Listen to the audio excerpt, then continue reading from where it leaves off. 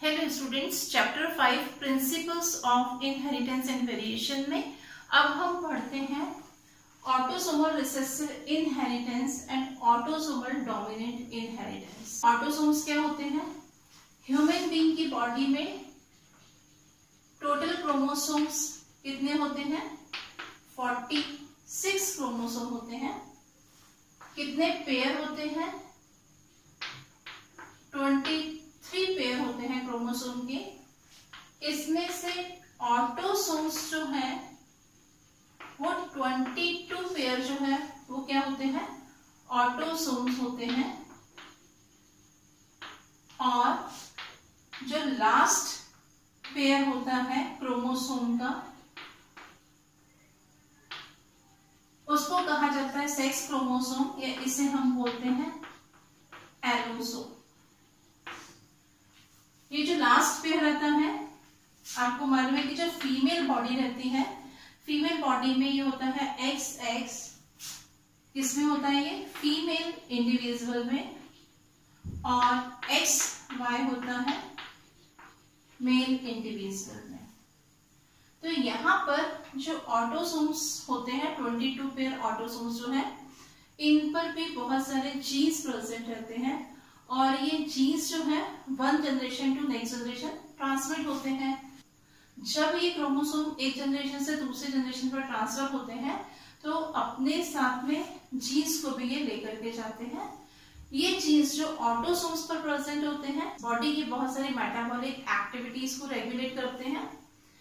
इसके बाद में हमने रिसेसिव एंड डोमिनेंट वर्ड भी पढ़े हुए हैं। रिसेसिव होता है जो जीन अपने आप को एक्सप्रेस नहीं कर पाता, उसे हम बोलते हैं रिसेसिव। और डोमिनेंट क्या था? जो अपने आप को एक्सप्रेस कर देता है या जो अपने कैरेक्टर्स को शो कर देता है उसे हम बोलते हैं डोमिनेंट। तो यहाँ पर हम क्या पढ़ेंगे कि ऑटोसोम जो है उन पर जो रिसेसिव जीन है उनका इनहेरिटेंस, और ऑटोसोम पर जो डोमिनेंट जीन होते हैं उनका इनहेरिटेंस जब होता है तो किस तरह के कैरेक्टर्स जो है वो प्रोजेनी में शो होते हैं, ये किस तरह के डिसऑर्डर जो है वो कॉज होते हैं। तो यहाँ पर हम देखते हैं पहले ऑटोसोमल रिसेसिव की अगर हम बात करें,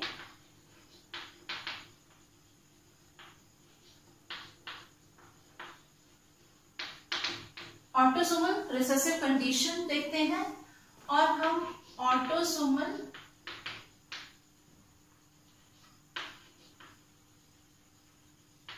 डोमिनेंट कंडीशन को अगर देखें तो यहाँ पर आपको अगर याद हो तो हमने जब मैंडल्स के लॉ पढ़े थे तब हमने देखा था कि अगर सिंगल रिसेसिव जीन होता है तो वो अपने आप को एक्सप्रेस नहीं कर पाता है।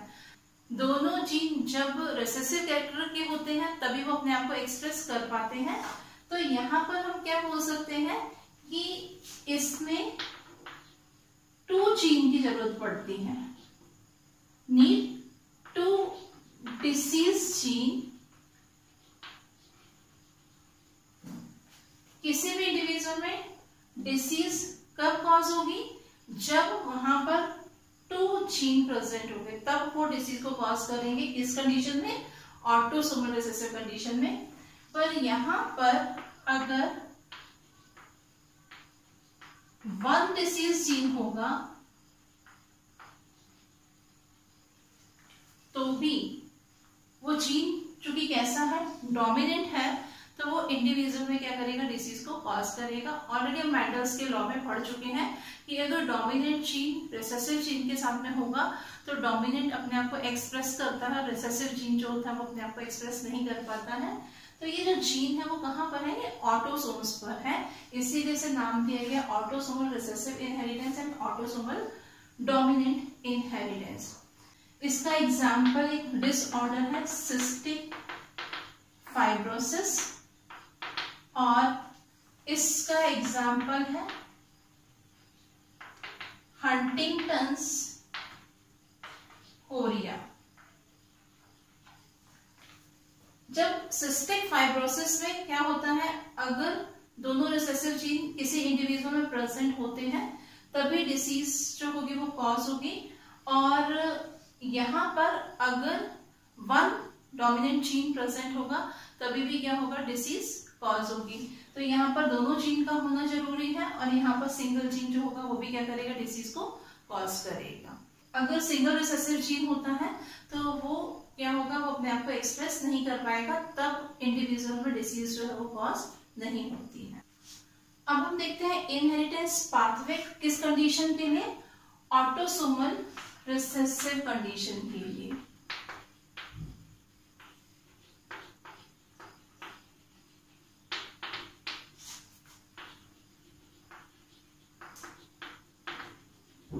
इससे समझते हैं हम इस एग्जाम्पल से।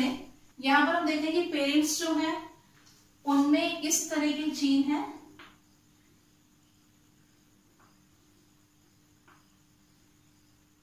ये मैंने यहाँ पर 2 क्रोमोसोम्स बनाए हैं। ये क्रोमोसोम ऐसा है जिस पर डिसीज कॉजिंग जीन प्रेजेंट है, या हम बोल सकते हैं ये डिफेक्टेड जीन बियर करने वाला क्रोमोसोम है। यहाँ पर डिसीज कॉजिंग जीन है और यहाँ पर नॉर्मल जीन है। तो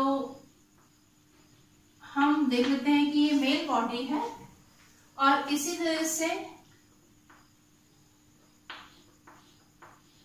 फीमेल इंडिविजुअल में भी ऐसी ही कंडीशन है। तो यहाँ पर ये जो है ये डिसीज्ड जीन है इस पर, और ये क्रोमोसोम जो है उस पर कैसा जीन है, नॉर्मल जीन है। और ये है फीमेल इंडिविजुअल। जब इनमें गैमेट का फॉर्मेशन होगा, गैमेट फॉर्मेशन के टाइम पर आपको मालूम है कि क्रोमोसोम जो होंगे वो हाफ हो जाएंगे, तो जो जीन्स है वो भी क्या होंगे, सेग्रीगेट हो जाएंगे।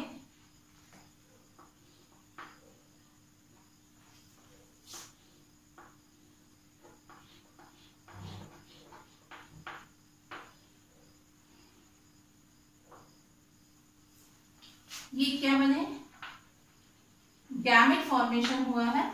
और हम क्या देखेंगे, मेल में जो गैमेट फॉर्म हो रहे हैं उसमें हाफ गैमेट जो है उसमें डिसीज कॉजिंग जीन वाला क्रोमोसोम है और हाफ गैमेट्स में नॉर्मल जीन वाले क्रोमोसोम्स हैं। ऐसे ही जो फीमेल है उसमें जो गैमेट्स हैं उसमें भी क्या होगा, 50% गैमेट ऐसे हैं जिनमें डिसीज कॉजिंग जीन वाला क्रोमोसोम है और 50% क्रोमोसोम जो है वो नॉर्मल जीन वाले हैं। अब हम देखते हैं कि इनमें जो प्रोजेनी बनेगी, जो चिल्ड्रन होंगे वो किस तरह के होंगे। यहां पर हम देखेंगे कि अगर इसका क्रॉस, मेल के इस गैमेट का क्रॉस फीमेल के इस गैमेट के साथ में होगा, तो यहां पर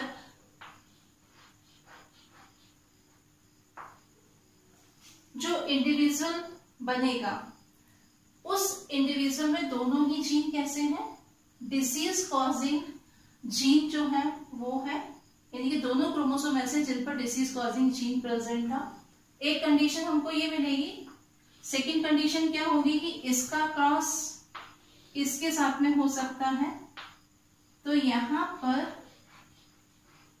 जो इंडिविजुअल प्रोड्यूस होगा उसमें एक क्रोमोसोम ऐसा है जिसमें डिसीज कॉजिंग जीन है और एक क्रोमोसोम ऐसा है जिस पर डिसीज कॉजिंग जीन नहीं है। सेम ऐसे ही जब इस गैमेट का फ्यूजन इसके साथ में हो सकता है,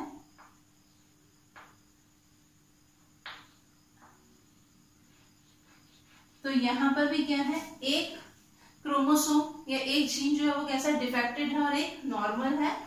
और यहां पर जब इसका क्रॉस इसके साथ में होगा तो यहां पर दोनों ही जीन जो है वो कैसे होंगे, नॉर्मल होंगे। ये जो मेल और फीमेल है, फादर और मदर जो है, उनमें ये जीन तो प्रेजेंट है बट ये क्या है, नॉर्मल है, इनमें डिसीज कॉज नहीं होती है। तो यहाँ पर ये दोनों क्या कर रहे हैं, कैरियर की तरह काम कर रहे हैं, मीन्स जीन को वो नेक्स्ट जनरेशन में ट्रांसफर कर रहे हैं। तो यहाँ पर जो ऑफस्प्रिंग बने हैं या जो चिल्ड्रन है उनमें हम देखेंगे वन चाइल्ड जो है, यहाँ पर दोनों ही जीन कैसे हैं, रिसेसिव जीन है। तो ये कैसे होगा, इसमें ये चाइल्ड कैसा होगा जिसमें डिसीज कॉज होगी, ये दोनों चाइल्ड जो है वो जिनमें एक नॉर्मल जीन वाला क्रोमोसोम है और एक डिफेक्टेड क्रोमोसोम है, तो ये दोनों चाइल्ड कैसे होंगे, इनमें जीन तो है लेकिन डिसीज कॉज नहीं होगी, क्योंकि यहाँ पर ये जो है कौन सी कंडीशन है, ये हम पढ़ रहे हैं ऑटोसोमल रिसेसिव कंडीशन। डिसीज कब कॉज होगी, जब दोनों ही रिसेसिव जीन एक साथ में प्रेजेंट होंगे तभी डिसीज कॉज होगी। इन दोनों में क्या हो रहा है, केवल सिंगल डिफेक्टेड जीन प्रेजेंट है, ये दोनों क्या होंगे, कैरियर होंगे डिसीज के, और ये पर्सन, ये चाइल्ड जो है वो कैसा होगा, नॉर्मल होगा, क्योंकि इसमें दोनों ही क्रोमोसोम कैसे हैं, नॉर्मल जीन वाले हैं। तो इससे हमें समझ में आया कि जब ऑटोसोमल रिसेसिव कंडीशन में क्या होगा कि जब दोनों रिसेसिव जीन एक साथ में होंगे तभी डिसीज जो होगी वो कॉज होगी, अदरवाइज डिसीज कॉज नहीं होगी।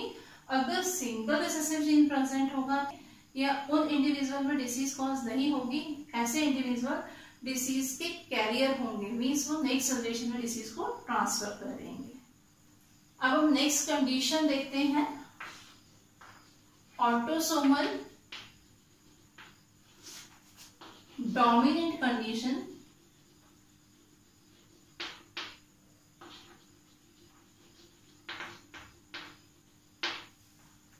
इसे हम इस एग्जाम्पल से समझते हैं।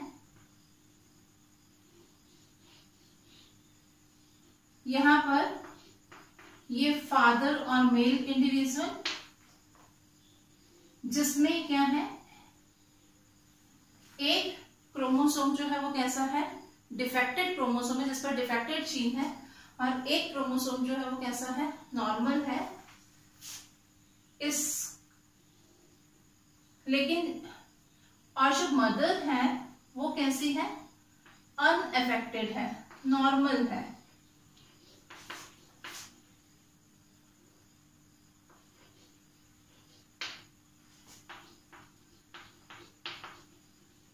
मदर, ये पेरेंट्स हैं। जब इनमें गैमेट का फॉर्मेशन होगा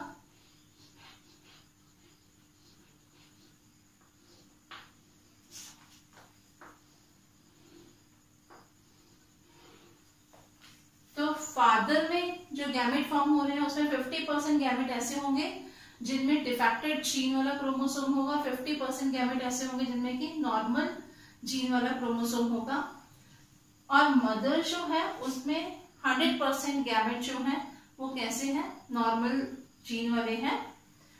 अब यहाँ पर इनका क्रॉस देखते हैं, ये क्या थे, गैमेट्स में जीन्स थे।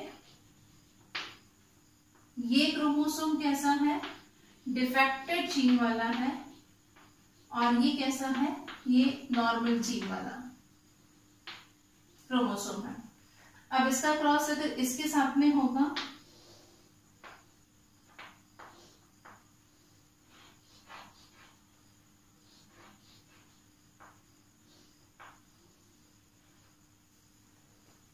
तो जो ऑफस्प्रिंग बनेगा उस ऑफस्प्रिंग में एक डिफेक्टेड जीन वाला क्रोमोसोम होगा और एक नॉर्मल जीन वाला क्रोमोसोम होगा। ऐसे ही यहां पर भी होगा, इसमें भी एक जीन जो है, इसमें भी एक क्रोमोसोम डिफेक्टेड जीन वाला है, एक क्रोमोसोम नॉर्मल है, और इसका क्रॉस अगर इसके साथ में होगा तो दोनों ही क्रोमोसोम जो है वो नॉर्मल जीन वाले हैं, और यहाँ पर इनका क्रॉस अगर होगा तो दोनों ही क्रोमोसोम जो है वो नॉर्मल जीन वाले हैं। यहाँ पर जो फादर है वो फादर कैसे हैं, डिसीज्ड है, यानी कि उनमें वो डिसीज कॉज हुई है, क्योंकि यहाँ पर एक जीन प्रेजेंट है, और ये जीन कौन सा है, ये डोमिनेंट जीन है। तो ये किसके एग्जाम्पल हम देख रहे हैं, ऑटोसोमल डोमिनेंट कंडीशन का एग्जाम्पल देख रहे हैं।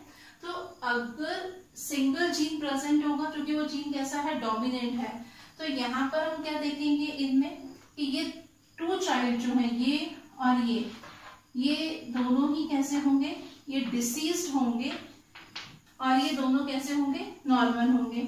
ऐसा क्यों हो रहा है, क्योंकि यहाँ पर ये जीन जो है, ये क्रोमोसोम जो है जिस पर डिफेक्टेड जीन है वो क्या है, डोमिनेंट है।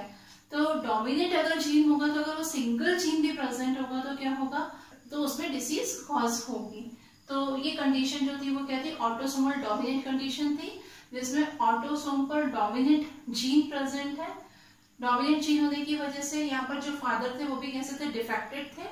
और जब ये जीन इनके थ्रू इनके ऑफ स्प्रिंग्स में पहुंचा तो वहां पर भी हमने क्या देखा, जब सिंगल जीन प्रेजेंट है तो वो जो चाइल्ड है या वो ऑफ स्प्रिंग जो है वो कैसे है, डिफेक्टेड है। तो ये होती है हमारी ऑटोसोमल डोमिनेंट कंडीशन। तो इस तरह से हमने देखा कि जो ऑटोसोम्स हैं, ऑटोसोम्स पर प्रेजेंट होते हैं रिसेसिव जीन, ये डोमिनेंट जीन। ये जीन जब एक जनरेशन से दूसरी जनरेशन में ट्रांसफर होंगे तो ऑटोसोमल रिसेसिव कंडीशन में जब दोनों ही रिसेसिव जीन होंगे तभी उनमें डिसीज कॉज होगी। और ऑटोसोमल डोमिनेंट कंडीशन में हमने देखा कि जब सिंगल डोमिनेंट जीन होगा तो भी इंडिविजुअल में क्या होगा, डिसीज कॉज होगी। तो इस तरह से हमारा एक टॉपिक यहीं पर कंप्लीट होता है। नेक्स्ट क्लास में हम इसी चैप्टर को कंटिन्यू करेंगे। Thank you.